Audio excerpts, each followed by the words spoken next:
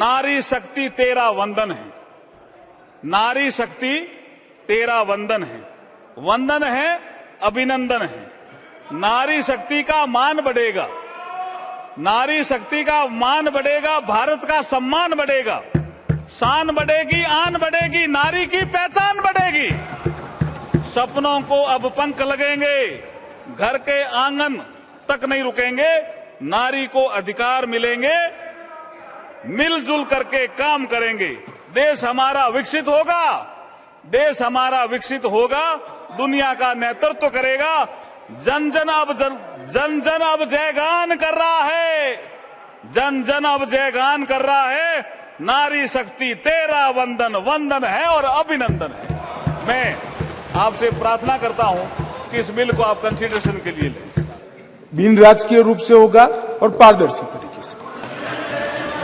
माननीय सदस्यगण, इसके पहले कि मैं विधेयक को विचार किए जाने का प्रस्ताव सभा के मतदान के लिए रखूं, मैं सभा को ये सूचित करना चाहता हूं कि संविधान संशोधन विधेयक होने के कारण इस पर मत विभाजन द्वारा होगा।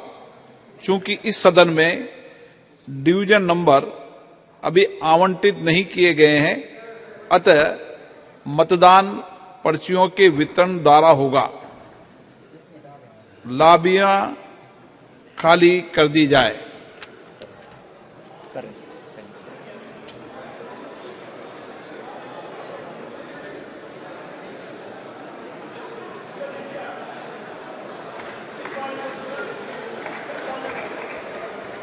डिवीजन नंबर भी इसलिए आवंटन नहीं हुआ था कि आपके दलों ने अभी हमें आवंटन करके नहीं दिया था, इसलिए।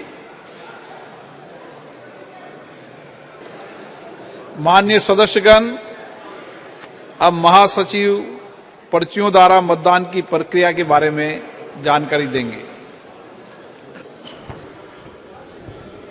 I have to inform the honorable members that division will take place under Rule 367 AA by distribution of slips. All members seated in the Lok Sabha chamber will be supplied at their seats with eyes, nose, printed slips for recording their votes. Eyes slips are printed on one side in green, both in English and in Hindi, and nose in red on its reverse. On the slips, members may kindly record votes of their choice by signing and writing legibly their names, identity card number, constituency, state/union territory and date.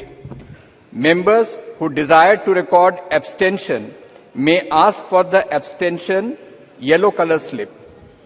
Immediately after recording one's vote, each member should pass on the slip to the division officials who will come to their seat to collect the same for handing over to the officers at the table. Members are requested to fill in only one slip for division. Members are also requested not to leave their seats till the slips are collected by the division officials.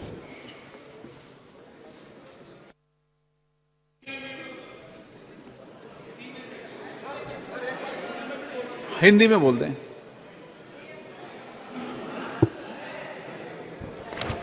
मुझे माननीय सदस्यों को सूचित करना है कि नियम 367 क के अंतर्गत पर्चियों के वितरण द्वारा मत विभाजन किया जाएगा।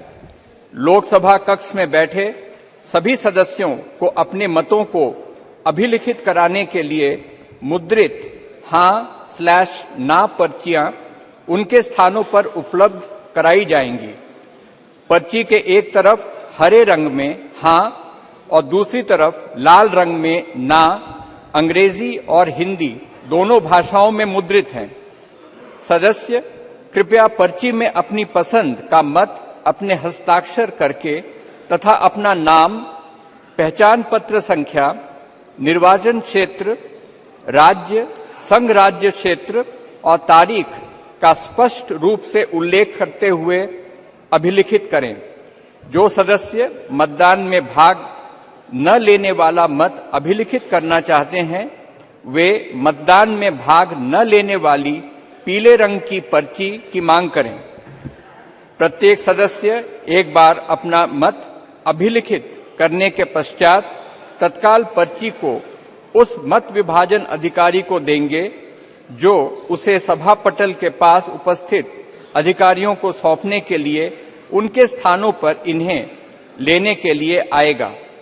सदस्यों से अनुरोध है कि प्रत्येक मत विभाजन के लिए केवल एक ही पर्ची भरें। सदस्यों से यह भी अनुरोध किया जाता है कि जब तक मत विभाजन अधिकारियों द्वारा पर्चियों को एकत्रित नहीं कर लिया जाता तब तक वे अपनी सीट न छोड़ें। माननीय सदस्य, शुद्धि के अध्ययन मत विभाजन का परिणाम इस प्रकार है। हाँ 454 454, 454, ना 2। प्रस्ताव की कुल सदस्य संख्या के बहुमत द्वारा सभा के उपस्थित और मतदान देने वाले सदस्यों के कम से कम 2/3 बहुमत द्वारा पारित हुआ। क्यों नहीं लाते हैं? डिलिमिटेशन कमीशन क्यों और 2026 क्यों? मैं सारी चीजों का एक एक कर जवाब देना चाहता हूं। माननीय अध्यक्ष जी, पार्लियामेंट में रिजर्वेशन की जो प्रोविजन है वो आर्टिकल 330 में है और ये इसी तरह से विधानसभाओं में आरक्षण का जो प्रावधान है ये आर्टिकल 332 में है। ये दोनों रिजर्वेशन अनुसूचित जाति और जनजाति को लागू होती है, दोनों को लागू होती है। मान्यवर, अभी बहुत सारे सवाल उठाए गए, ओबीसी क्यों नहीं, डिलिमिटेशन कमीशन क्यों और क्यों इतनी देरी कर रहे हैं? मैं सारों के जवाब देना चाहता हूं। सबसे पहला जवाब इस बात का है कि अभी जो विद्यमान संविधान है उसमें 3 कैटेगरी के सांसद यहां चुनकर आते हैं। एक सामान्य कैटेगरी से आते हैं जिसमें हमारे ओबीसी भाई भी होते हैं, बहनें भी होती हैं। दूसरा एससी कैटेगरी से आते हैं और तीसरा एसटी कैटेगरी। अभी ये 3 ही कैटेगरी उपलब्ध है मान्यवर। ये तीनों कैटेगरी में हमने 33% रिजर्वेशन माताओं का कर दिया है। और जहां तक सवाल है कि ऐसा क्यों किया, जो आगे मैंने कहा कि डिलिमिटेशन कमीशन क्यों बनाया, प्रोविजन क्यों रखा है और 2026 क्यों, मैं अब इस पर आता हूं मान्यवर। अभी जो संविधान संशोधन आया है इसमें आर्टिकल 330A और आर्टिकल 332A इसके माध्यम से वुमेन रिजर्वेशन का प्रोविजन हमने किया है और इसी के साथ साथ तीनों कैटेगरी में, सामान्य कैटेगरी में, एससी कैटेगरी में और एसटी कैटेगरी में वर्टिकल रिजर्वेशन देकर 1/3 सीटों को महिलाओं के लिए, माताओं के लिए आरक्षित करने का काम ये संविधान संशोधन जो मेघवाल जी लाए हैं उसको लेकर आए हैं। मान्यवर, अब डिलिमिटेशन कमीशन को पहले हम समझ लें। डिलिमिटेशन कमीशन हमारे देश की चुनाव प्रक्रिया को निर्धारित करने वाली एक महत्वपूर्ण इकाई का कानूनी प्रावधान है और वो अपॉइंटमेंट से होती है, मगर वो क्वासा जुडिशियल प्रोसीडिंग्स होते हैं। इसकी अध्यक्षता सुप्रीम कोर्ट के रिटायर्ड जज करते हैं। इसके अंदर चुनाव आयुक्त के एक प्रतिनिधि भी होते हैं और भी 2-3 संस्थाओं के प्रतिनिधि होते हैं जो चुनाव की प्रक्रिया के साथ जुड़े हुए होते हैं और इसके कानून के तहत सभी मान्य राजनीतिक दलों के एक सदस्य भी उस डिलिमिटेशन कमीशन के मेंबर होते हैं। अब 1/3 मान्यवर 1/3 सीटों का रिजर्वेशन करना है तो वो सीटों कौन तय करेगा? ये जो कह रहे हैं क्यों नहीं कर देते, कौन करे? हम करें और फिर वायनाड रिजर्व हो गया है तो आप क्या करोगे? हमको कहोगे कि भाई पॉलिटिकल कर दिया। ओवैसी साहब नहीं, अगर हैदराबाद रिजर्वेशन होगा, रिजर्व हो गया तो कहोगे कि भाई पॉलिटिकल रिजर्वेशन कर दिया।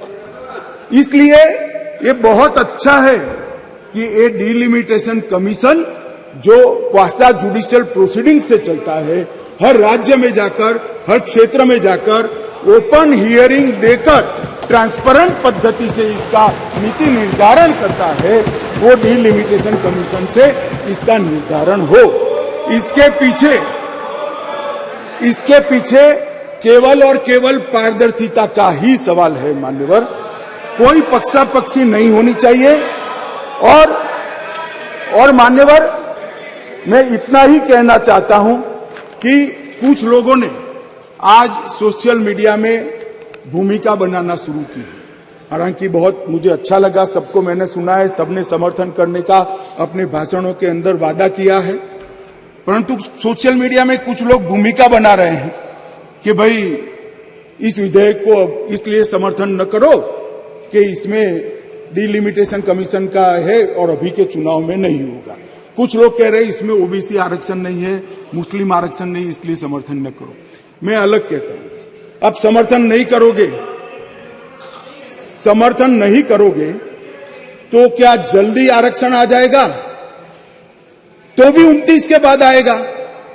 समर्थन कर दो, गारंटी हो गई, फिर जो सरकार आएगी उसमें जो बदलाव करेगी वो भी होगा।